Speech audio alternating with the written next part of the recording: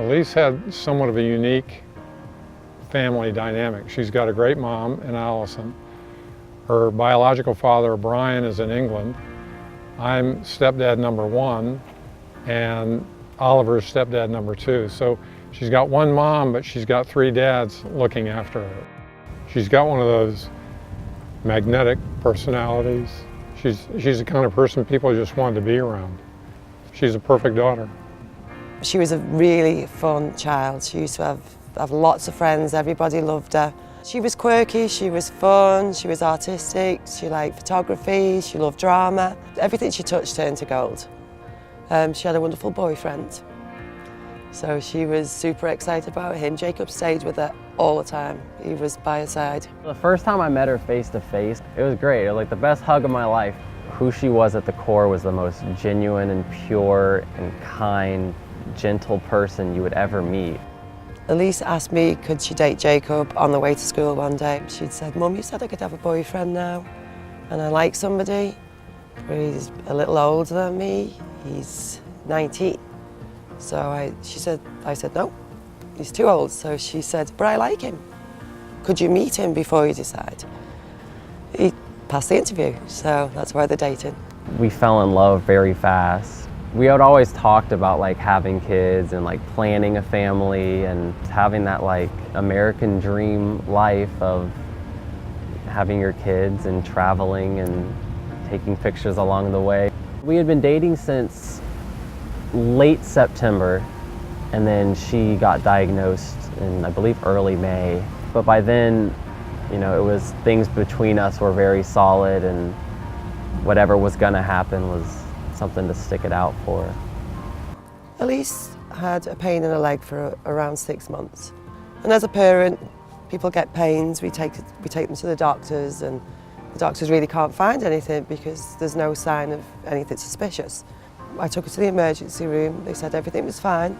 They did an ultrasound, and then the next day somebody else read the ultrasound and said there was a problem and we'd have to come in to see the oncology ward the next day. So we went in, they took the lump out, biopsied it, and within a couple of days they told us it was malignant rhabdoid tumour. Not in my life had I ever heard of a malignant rhabdoid tumor. What is it? What happens? It's one of the rarest childhood cancers, and it's the most aggressive. Only 25 cases per year are reported throughout the United States of this particular type of cancer and this particular type of tumor. Elise was told devastating news that she would be in hospital every day for the next year, basically. She would have 5 chemos a day, 24 hours a day, and that would go Monday through Friday. She had gotten the news that it was a cancerous lesion in her leg, and she called me up in tears, and yeah, at that point I went in and I dragged my friend by the shirt into his room, and I just started bawling on his shoulder. We first learned about Make-A-Wish after Lisa's first surgery on the way up to the oncology ward for a chemo. That really encouraged her through the process. It helped her get through the chemo because she was planning to do something and obviously get better. So that helped her. It gave her a will to live. So early on I had just known that I wanted to marry this woman, and come Valentine's Day, she's hinting at things like, I want to spend the rest of my life with you, and I immediately just jump up and agree and say, let's go for it, let's do this, let's fulfill that. We have a terrace in my backyard, and I put up little fairy lights, as she would call them. I got a bunch of rose petals, and I get down on one knee. That's something along the lines of, I want to be with you the rest of my life. I remember she said to her mom, she goes, Mom, I know you've always told me you didn't want me to get married until I'm older than 25. But she said, maybe, under the circumstances, maybe you would allow me to get married. And wouldn't it be great if maybe Make-A-Wish could help us? Elise wrote in a prayer diary every day, and after Elise passed away, I read it. I'm not sure if I was meant to or not. And at the end of every prayer, she would write, please God, help me make Jacob if it's in your will. So if I'd have said no to that wedding, I'd have been pretty upset. Elise was so excited when we said that Make-A-Wish could do the wedding. She was amazed. So she started planning right away. Make-A-Wish came over one night and they were talking about cake, they were talking about venue. We would find out that like she would be getting a ring and she'd be getting her dress from here. It felt like the best Christmas you could imagine, and you're like, I'm not even worthy of this. The process went above and beyond. And Make-A-Wish made sure she had the dress of her dreams. They brought in a different dress every day, I think. 3 dresses a day, and she was pretty picky. So she had them work real hard, but they made it happen. Elise in her wedding gown was the most beautiful I had ever seen her. And to me, she had already been the most beautiful girl in the world. And when she walked in, like, she was the sun. And I'm like, this is my wife. Like, it's just that sense of love when you look at the person you love and you get the butterflies again, like it was day one meeting her at her high school. By giving you this ring, By giving you this ring, I take you, Jacob, I take you, Jacob, to be my husband, to be my husband. Pledge to you, my loyalty and devotion. by loyalty and devotion, I promise to love you I promise to love you in good times and in bad. in good times and in bad. It felt like that moment should last forever.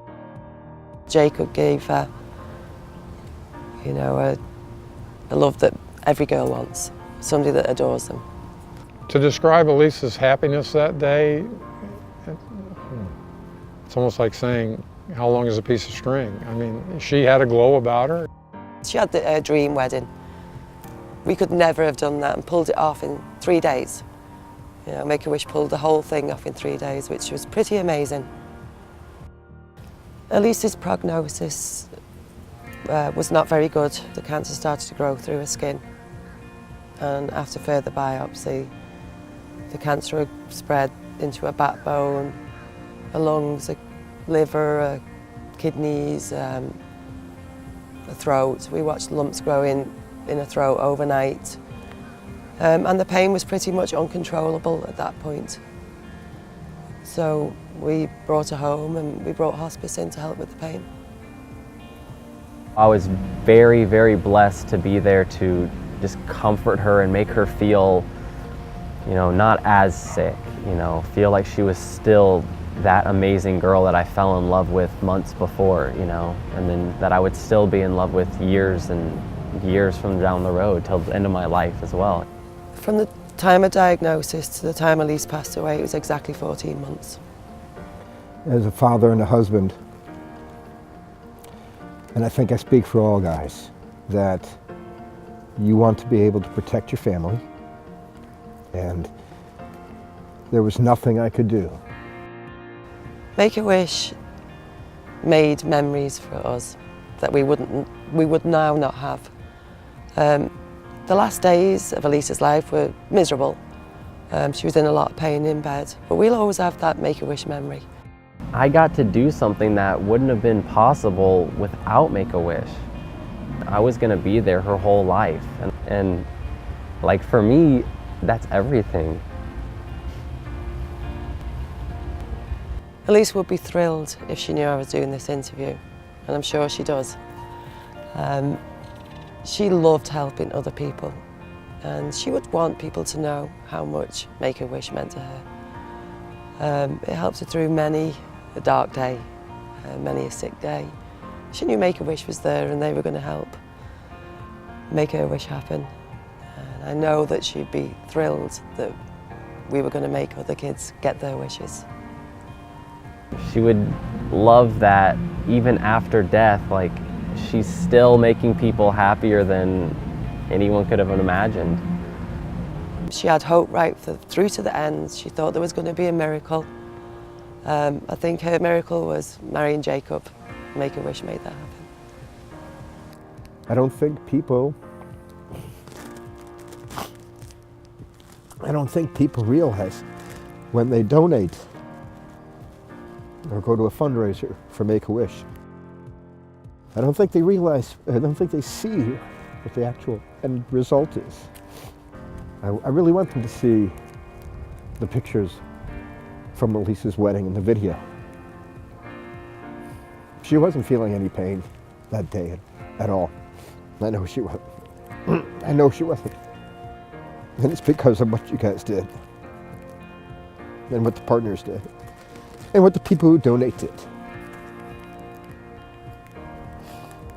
It's a beautiful day.